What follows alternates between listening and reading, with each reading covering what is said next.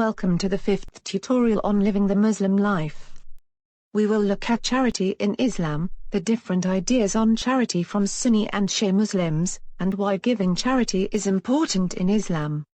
Muslims believe wealth is a blessing from Allah and given to people by Him to be used responsibly. Optional charity is known as Sadaqah and others are compulsory at a fixed percentage. Both Sunni and Shia Muslims believe it is their duty to give a share of their earnings and belongings to those in need. Zakah is a pillar of Islam and is compulsory for all Muslims who can afford it. Zakah means purification.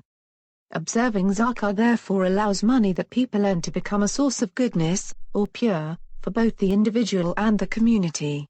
Zakah is a system of social welfare that has existed since the time of Muhammad. Muslims pay 2.5% of their wealth, including gold and silver, as well as savings. The heart of the person paying zakah is purified from any greed.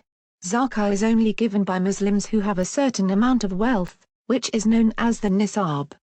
If they have wealth above the nisab, after they've paid their bills and taken care of their family, they must pay zakah.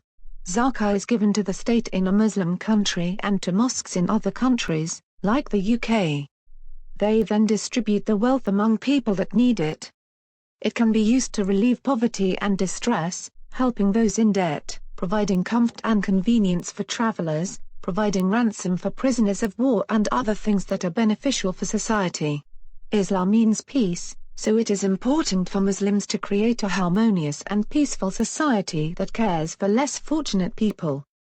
Muslims believe zakah is a form of worship. In the Quran it says keep up the prayer and pay prescribed alms. All acts of charity will be rewarded, like a loan which will be repaid by Allah. Whether in this life or in Jannah, Muslims will be rewarded for helping others. Also, the Quran calls everyone who pays zakah successful believers. Failure to use wealth in the right way can lead to serious consequences. The Quran says people will regret not paying zakah as it can lead them to Jahannam. As well as zakah, Shia Muslims believe they should pay khums, which is an extra 20% of their wealth. The Quran talks about paying 1/5 of their battle gains, and every year since Muhammad's death Shia Muslims have paid 20% to the Imam of the time. Sunni Muslims do not pay this as they believe it was relevant to the time, talking about wealth gained in battle, which is not applicable today. Khums is important to Shia Muslims as serving others is part of the faith. Muhammad said the upper hand is better than the lower hand, so they should give what they can to those in need. Also, failure to pay khums means the rest of their wealth is impure. Paying zakah and khums can improve the quality of life for the less fortunate. Khums can be paid to provide better access to education, through building learning centers. It can also help spread Shia traditions through publishing books. In the exam you might be asked to explain 2 reasons why Muslims pay zakah, to explain 2 reasons why khums is important for Shia Muslims, or argue for and against it being the responsibility of Muslims to take care of the needy. In summary, zakah is one of the pillars of Islam. It is compulsory for all Muslims who meet the nisab to give 2.5% of their wealth to those in need.